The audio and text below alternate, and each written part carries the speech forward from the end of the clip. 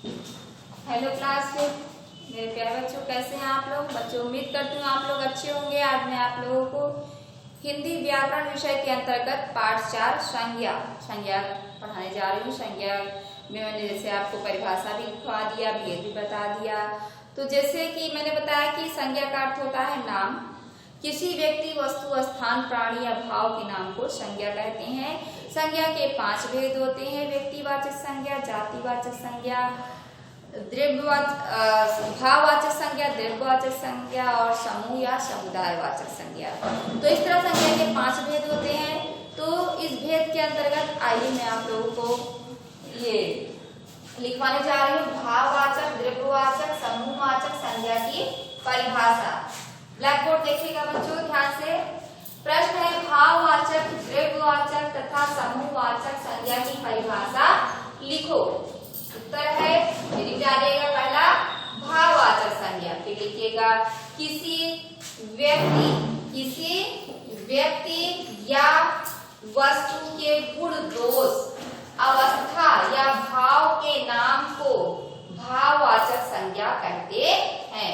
किसी व्यक्ति या वस्तु के गुण, दोष, अवस्था या भाव के नाम को भाववाचक संज्ञा कहते हैं।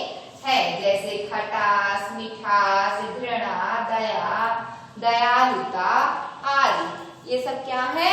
भाववाचक संज्ञा है, जिससे मन के भाव को प्रकट किया जाता है। फिर है दूसरा द्रव्यवाचक संज्ञा। धातुओं या ऐसे द्रव्यों के नामों को द्रव्यवाचक संज्ञा कहते हैं, जिनसे दूसरी चीजों का निर्माण होता है। ऐसे वस्तुएं जिससे अन्य चीज का निर्माण होता है, उन्हें द्रव्यवाचक संज्ञा कहते हैं। जैसे सोना है, सोना से आप लोगों का आभूषण बनता है ना। दूध है, दूध से बहुत सारे पनीर और खोया, बहुत सी चीजें बनती हैं। घी है, घी में आप लोग घी से दाल फ्राई करते हैं और दाल डाल खाते हैं।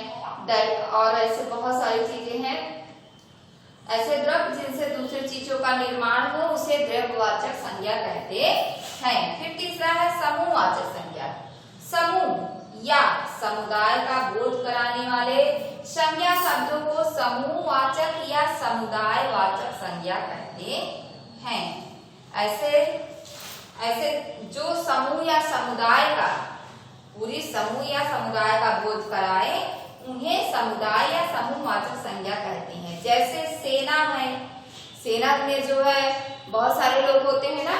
झुंड है, टोली है, कक्षा है, पुलिस है, दल है, यह सब क्या है? समूह या पूरी समुदाय का बोध कराता है, तो वह समूहवाचक संज्ञा कहलाता है। तो बच्चों, ये प्रश्न पहला और उसके अंतर्गत ये भाववाचक, द्रव्यवाचक और समूहवाचक संज्ञा की परिभाषा आपको लर्न करनी है और कॉपी में नीट एंड क्लीन लिखना भी है। तो बच्चों, आइए आपका होमवर्क देखते हैं। होमवर्क है आपका आपने क्या सीखा का प्रश्न नंबर 2, 3 तथा 4 कॉपी में करिए।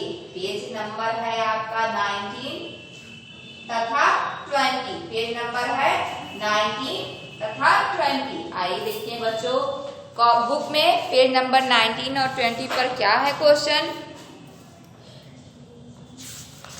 ये देखिए पेज नंबर 19 ओपन करिए।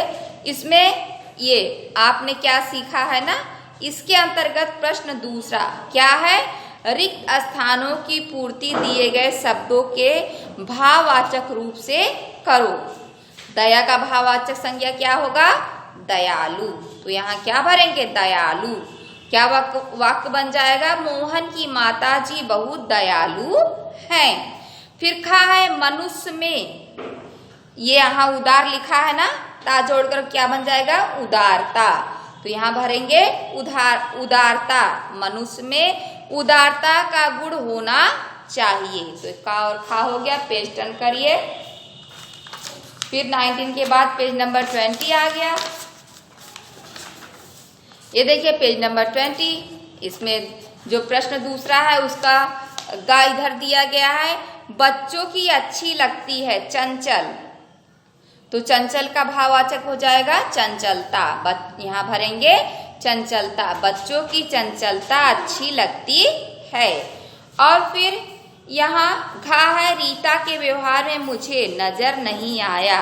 अपना का भाववाचक हो जाएगा अपनत्व। क्या हो जाएगा? अपनत्व। तो यहाँ भरेंगे अपनत्व, यानी अपनापन। रीता के व्यवहार में अपनत्व नजर नहीं आया। फिर है अंगा, कृष्ण ने सुदामा के साथ निभाई मित्र। मित्र का भाववाचक हो जाएगा मित्रता। यहाँ भरेंगे मित्रता, हो जाएगा वाक्य कृष्ण ने सुदामा के साथ मित्रता निभाई। फिर देखिए इसके अंतर्गत प्रश्न तीसरा क्या है? प्रश्न तीसरा है सही कथन के सामने सही और गलत कथन के सामने गलत का चिन्ह लगाओ। ये देखिए यहाँ बॉक्स बना हुआ है, जो सही होगा उस पर सही, जो गलत होगा उस पर गलत का सिंबल लगाना है। का है किसी व्यक्ति, वस्तु, स्थान या भाव के नाम को संज्ञा कहते हैं। रॉन्ग या राइट? राइट है ना, तो यहाँ राइट का सिंबल लगाएंगे। फिर खा है पर्वत, नदी, देश भाववाचक संज्ञाएं हैं? नहीं, रॉन्ग है ना, ये भाववाचक संज्ञाएं नहीं है, तो इस पर रॉन्ग का सिंबल लगाएंगे। फिर गा है भाववाचक संज्ञाओं का कोई आकार प्रकार नहीं होता है। यह रॉन्ग है कि राइट? राइट है ना, क्योंकि भाववाचक संज्ञा का कोई आकार प्रकार नहीं होता है। यहाँ राइट का सिंबल लगाएंगे।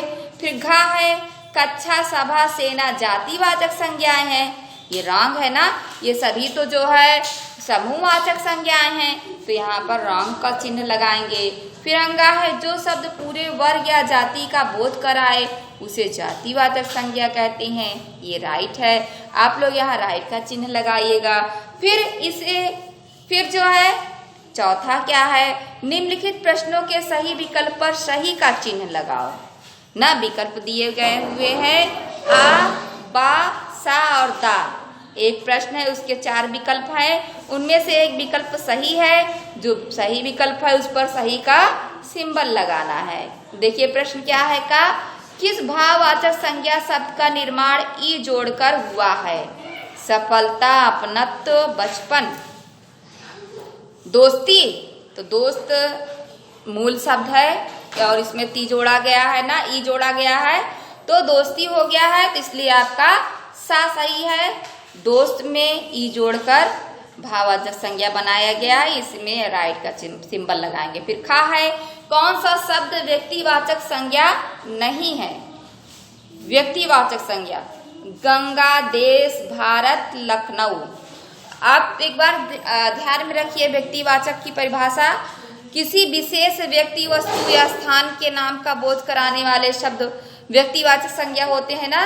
तो यहाँ गंगा भी विशेष है, भारत भी विशेष है, देश भी ना, तो जो देश भी, तो यहाँ जो है गंगा आपका व्यक्तिवाचक संज्ञा नहीं है ना, यहाँ निशान लगाइएगा। फिर है गा, सोना चांदी शब्द की संज्ञा के उदाहरण है? जातिवाचक, द्रव्यवाचक, समूहवाचक, भाववाचक। तो ये सोना चांदी शब्द द्रव्यवाचक के उदाहरण है, इसलिए द्रव्यवाचक पर निशान लगाइएगा। फिर गा है मंडली, टोली, कक्षा किस संज्ञा के उदाहरण है? यह सब समूहवाचक संज्ञा के उदाहरण है, इसलिए यहाँ समूहवाचक पर निशान लगाइएगा। समझ में आया बच्चों?